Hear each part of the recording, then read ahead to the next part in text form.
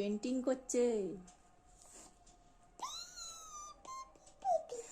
না, আমাকে খুন করবে মেকআপ দিয়ে। ব্রাশ ধরেছে এইরকম করে। আমার মেকআপ বক্স মানে আইশ্যাডো প্যালেটটাকে দিল 12টা বাজিয়ে। এই দেখো, এই দেখো কি করলো, আইশ্যাডো প্যালেটটাকে পুরো 12টা বাজিয়ে দিল। বুঝতে পারছো?